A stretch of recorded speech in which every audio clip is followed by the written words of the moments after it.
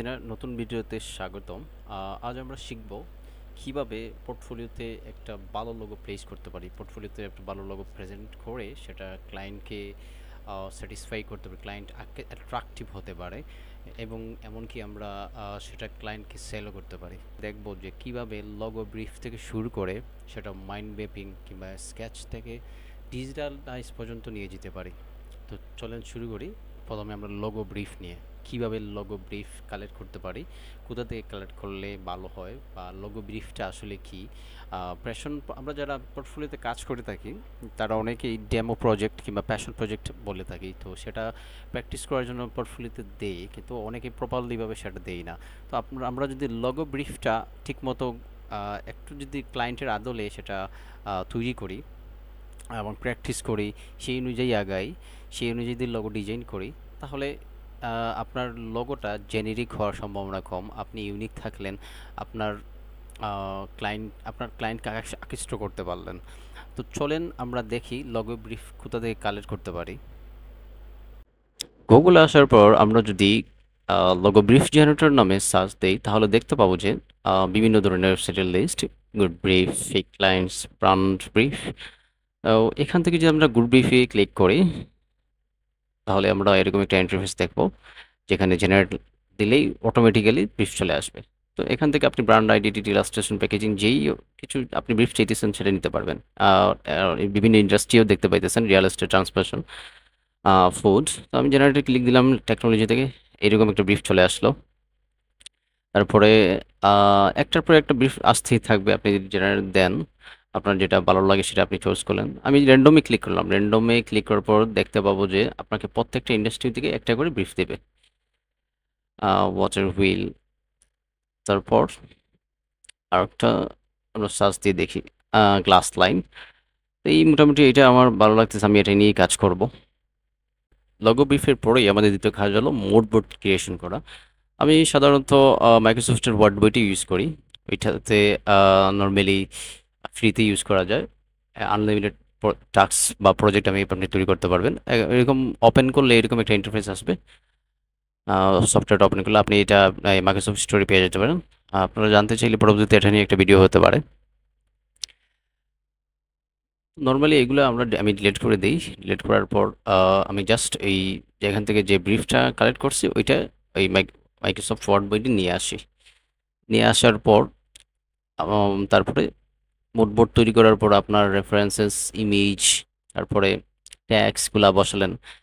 তো এইখান থেকে মেইনলি হলো ব্রিফটা ব্রেকডাউন করাটাই আসল। ব্রেকডাউন কি মানে মেইন যে ইনফরমেশনটা ওইটা কালেক্ট করাই ইম্পর্টেন্ট। তো আমরা এই ব্রেকডাউন করব ব্রিফটাকে, যে ওইখানে মিনিংটা কি, আসলে কি বুঝাইতেছে, কি এই কোম্পানির কাজ কি, তারা কিভাবে কাজ করে।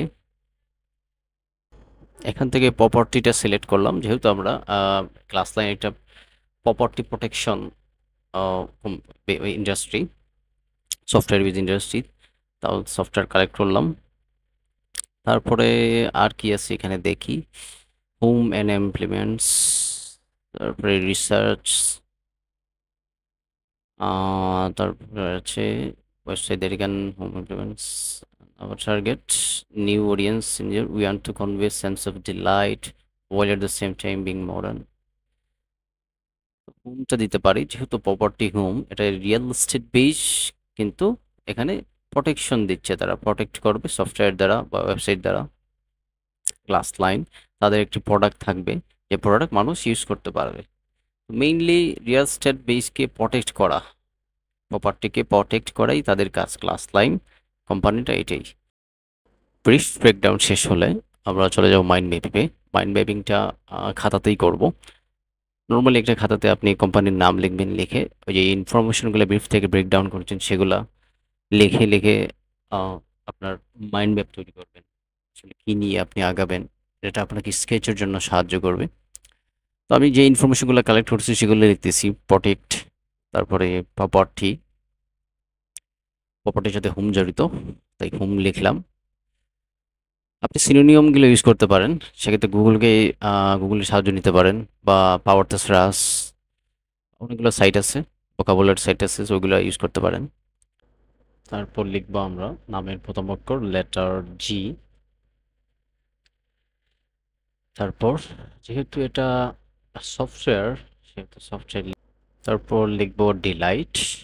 ডিলাইট মিন ব্রাইট সামথিং, শাইনিং, স্পার্ক, এরকম কিছু যেটা সৌন্দর্য বর্ধন করতেছে, এরকম কোনো কিছু। সফটওয়্যার থেকে টেক রিলেটেড আসে, তারপর সিকিউরিটি থেকে সিকিউর, তারপর আসবে লক। তো এইগুলো নিয়েই আমরা আমরা এই আমাদের মাইন্ড ম্যাপ শেষ করব, স্কেচিং পার্ট শুরু করব।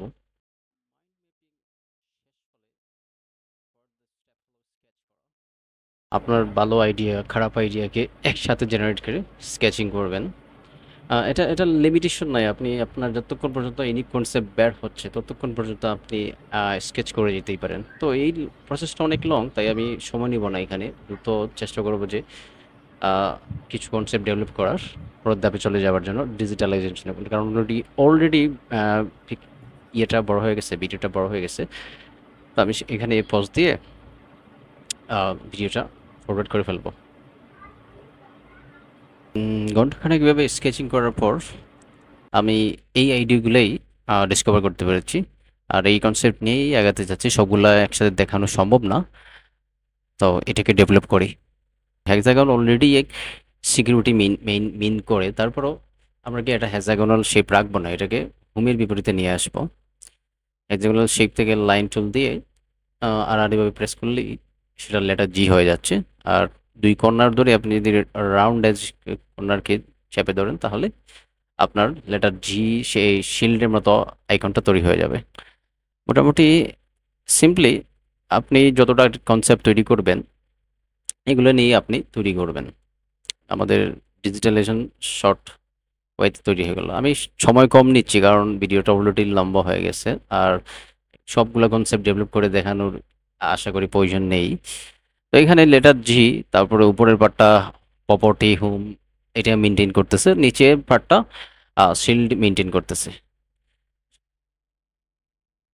কালারটা আপনার ইচ্ছা অনুযায়ী ভেরিয়েশন নিতে পারেন। কালার নেওয়ার পরও আপনি ভেরিয়েশন খুঁজবেন, ডিসকভার করবেন। এক কালারে পারফেক্ট হয়ে বা ম্যাচ করে হয়েই আপনি সিদ্ধান্ত নিয়ে নেবেন না। কালারের পিছনে আমি অনেক সময় ব্যয় করি। পরেরটা আমার কাছে ভালো লাগতেছে তাই এটাই রেখে দিলাম। তারপর এটা নিয়ে তারপর নামটা দিয়ে দিবেন আপনার যে নামটি ছিল। তো এইভাবেই আমি মূলত আমার কনসেপ্টগুলো ডেভেলপ করি, যেটা ক্লায়েন্টের কাছে অ্যাট্রাক্টেবল হয়, সেখান থেকে আমি লিড পাই, এই এই লোগোগুলোই সেল হয়। তো আপনি যদি প্রপার ওয়েতে এই স্টেপ বাই স্টেপ ফলো করে এখানে আসেন, এই পর্যন্ত নিয়ে আসেন, তাহলে কিন্তু আপনার লগো সেল হতে বাধ্য, ক্লায়েন্ট আপনাকে কাজ দিতে বাধ্য। তো আশা করি শর্ট টার্মে অনেকগুলো বিষয় আমি কভার করতে পেরেছি। পরের পার্টে আমি চেষ্টা করবো এটার ব্র্যান্ডিং প্রেজেন্টেশন নিয়ে আসার জন্য। অনেক রিকোয়েস্ট পাইতেছি যে প্রেজেন্টেশনটা নিয়ে আসার জন্য, তো চেষ্টা করবো পরবর্তীতে এটা নিয়ে ভিডিও দেখার। তো ধন্যবাদ এতক্ষণ কষ্ট করে দেখার জন্য। আশা করি সবাই ভালো থাকবে।